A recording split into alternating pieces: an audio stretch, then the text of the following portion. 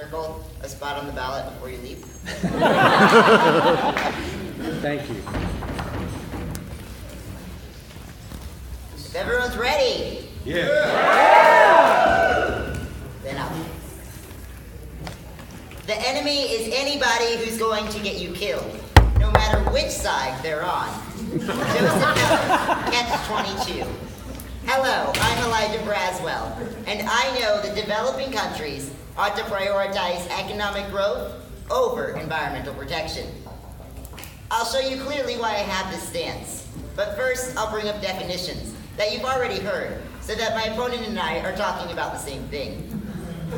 Developing countries, poor agricultural countries seeking to become advanced economically and socially. Economic growth, increase in goods and services produced per head of the population over a period of time.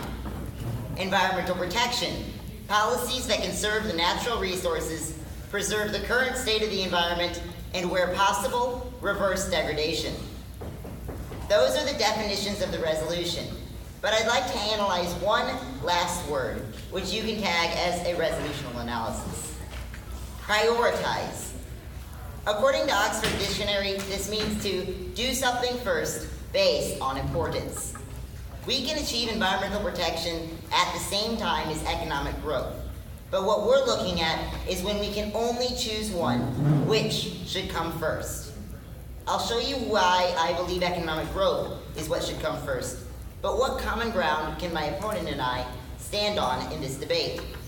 That's where a value comes in, part of Lincoln Douglas' values debate. A value is just an idea, hopefully we can agree is good.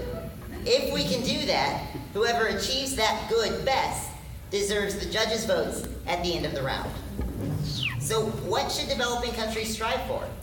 My value of survival. For shame. In developing countries that are primarily agricultural, survival is a struggle. Because survival is essential to all other values, and already valued by probably everyone in this room today, survival is what we should value highest in this round today. So how do we survive? Through my criterion or link of the necessities. We need many things to survive. I'll analyze the most critical ones these countries are lacking in. Food, water, and vaccines. Food, water, and vaccines. Whoever side achieves these best achieves survival best, the goal of this round. So how do we achieve the necessities? That's my first point, which if you're one of those tagging people, you can tag as point 1, economic growth necessary for necessities.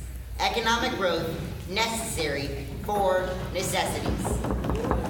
Economic growth is increasing goods and services per person in developing countries. Necessities like vaccines, food, and water are goods, whereas transportation and production are by definition the services required to produce and deliver them. Since developing countries are already poor, they don't have these basic necessities. They need economic growth. This evidence I'm about to bring up shows a link between a lack of economic growth and a lack of survival. According to UNICEF, 22,000 children die each year, each day, due to poverty. The evidence is clear. These countries are so poor that people are lacking in the necessities and economic growth, and this is harming their ability to survive. That's my second point. Point 2, necessities are necessary for survival. Necessities are necessary for survival. This should be obvious, but let's look at how necessary necessities are. Same. First, vaccines. According to the World Health Organization, immunization prevents 2 to 3 million deaths each year. That's right. However, a little under 20 million children in developing countries did not receive the DTP3 vaccine, which protects against the most rampant diseases in the world. Now on to food. We all need to eat, clearly. It's absolutely critical that countries prioritize economic growth to feed their people. The World Food Program says 800 million people do not have enough food to live a healthy life. Finally, water. According to the Water Project, 1 out of 5 deaths of children under 5 and 80% of all illnesses in developing countries are due to a lack of clean water. It's obvious developing countries must prioritize these necessities, such as vaccines, food, and water, for the survival of their people. As I said in my first point, the best way to do this is by prioritizing economic growth. That's my final point. Point 3, prioritizing economic growth over environmental protection is necessary. Prioritizing economic growth over environmental protection is necessary. Economic growth leads to the necessities, and the necessities are necessary for survival. Thus, we can see that we are comparing economic growth to the necessity of survival. We are comparing survival to environmental protection. No one wants to see the environment hurt, but survival is simply more important. Therefore, I know developing countries ought to prioritize economic growth. Thank you. I now stand open for cross-examination.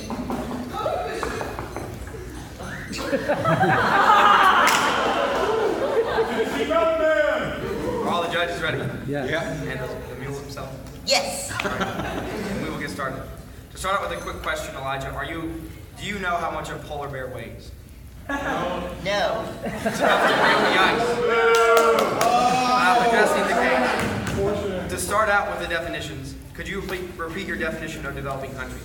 Developing countries, poor agricultural countries, seeking to become advanced economically and socially. Now, is there any way to determine if that definition represents all developing countries, or is that sort of a general statement that stereotypes them? This is a statement from, it's a definition from Oxford Dictionary on what a country is. I would assume the resolution includes all developing countries. Okay. Now, just to address your first and only point of resolution analysis, prioritize. Essentially, it's your stance that we must do economic growth first before we can look at environmental protection. Yes, and that's what the resolution is asking. Okay. Now, your value is survival. And what was the definition of that, essentially, besides staying alive? Was there any more parts to it? Staying alive. Okay. Oh, understood. So, essentially, this has nothing to do with human rights or quality of life, simply if a person is alive and achieves your goal.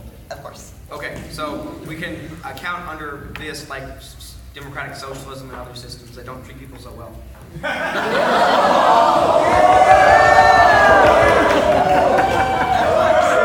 Okay. Because this is necessary for those systems. Okay, so essentially, according to your weighing mechanism, if I can prove that my side of the resolution actually achieves necessities necessary for survival, I should be granted the win for this debate round. Yes, and especially first. Okay. Now, addressing your 3 contentions, the first of which is economic growth is necessary for the necessities regarding poverty in countries. Are there any other aspects to surviving other than just what economic growth provides, such as not dying from air pollution? Are there things? Of course, economic growth isn't the only way to increase the necessities, but it is necessary for the necessities. Okay. Understood. Now, you said that necessities are necessary for survival, and this kind of go back to what I just talked about, so I'll skip over that. And then addressing your last contention, you said prioritizing it is necessary. Now, is it your contention that we must prioritize economic growth, or that simply it is a decent option? Both. Can you achieve both at the same time, and if so, why shouldn't you? Yes, but this resolution is asking us what should we do when we can only choose one. Okay, so essentially there is an implied conflict in the resolution. Yes, based on prioritize, since only one thing can come first. Okay, I'll be addressing that, and I have no further questions.